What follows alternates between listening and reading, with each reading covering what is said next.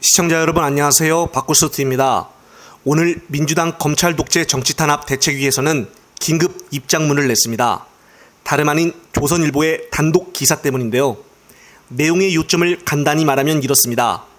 지난 4월 유동규가 정진상 전 실장 재판에 출석을 하였습니다.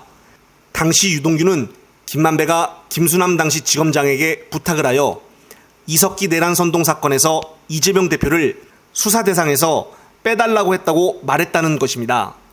따라서 정확하게 이야기를 한 것도 아니고 이렇게 취지로 말한 것과 관련하여 검찰은 다짜고짜 이재명 대표를 수사한다고 하니 정말 황당할 수밖에 없습니다. 특히나 중요한 것은 검찰이 유동규의 말 그대로 행동을 했다는 것인데요.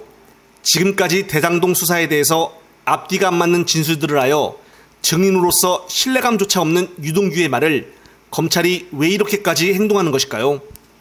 이재명 대표를 엮을 것이 없으니까 이런 식으로까지 해서 오바를 하는 것일까요?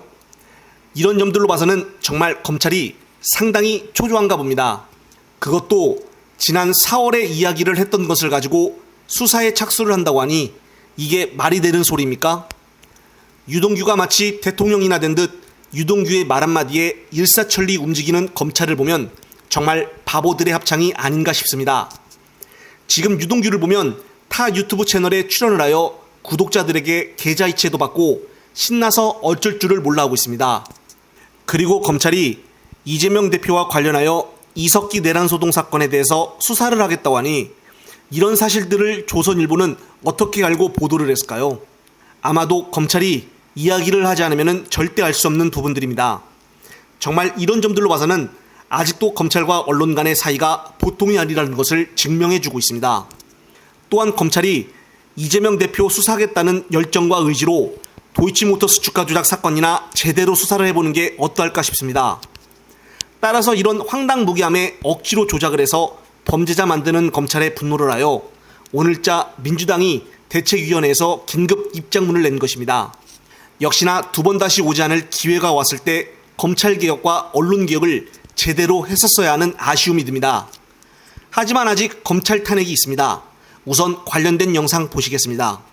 처럼 탄핵이 되면 검사가 공직으로 나갈 수도 없고 그 다음에 변호사 개업도 5년간 제한됩니다. 그러면 검사 입장에서는 정권에 충성했다가 위법한 행위를 저질러서 탄핵이 되면 돈도 못 벌고 권력도 얻기 어렵고 돈과 권력 모두 다 잃게 되는 거죠.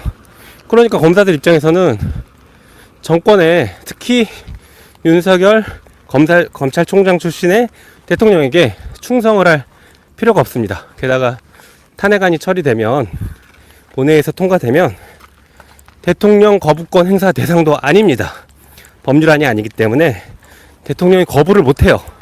민주당만 결정하면 곧바로 헌재로 넘어갑니다.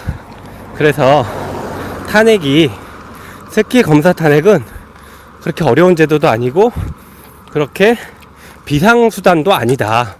그냥 검찰이라는 특수한 공직사회를 보다 공정하게 만드는 그리고 공직기강을 바로 세우는 일상적인 절차다.